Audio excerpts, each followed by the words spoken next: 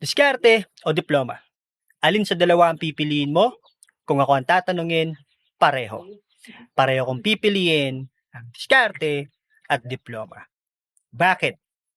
Dahil kung meron kang diploma, ibig sabihin, meron kang knowledge, meron kang kaalaman na natutuhan mula sa paaralan from elementary, high school, up to college. Ibig sabihin, hindi ka malalamangan dahil marunong kang magbasa, marunong kang sumulat, at meron kang enough knowledge para intindihin ang mga bagay-bagay.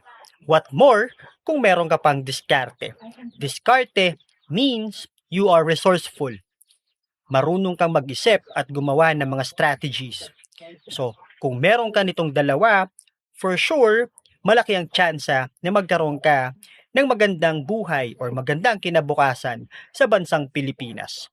Tandaan natin na sa bansang Pilipinas, ang paghahanap ng trabaho ay nangangailangan ng diploma. Ang ibig sabihin, kung gusto mo magkaroon ng marangal at maayos na trabaho, kailangan at least nakapagtapos ka ng high school.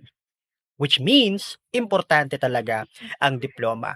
At tandaan natin, ang diskarte ay matututuhan natin sa ating pagtanda.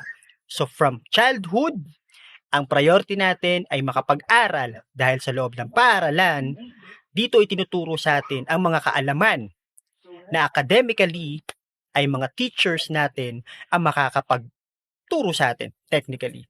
And then, sa loob naman ng ating tahanan, ang ating mga magulang, sila ang magtuturo sa atin ng basic foundation like mabuting asal at iba pang mga bagay para tayo ay maging isang better individual.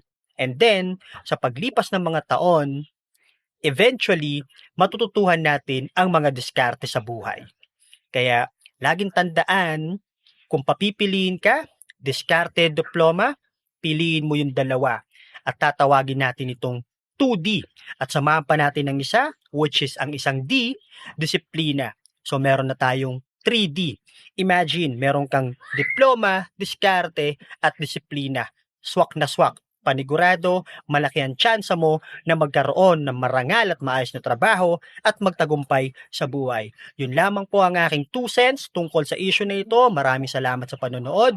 Peso, signing out.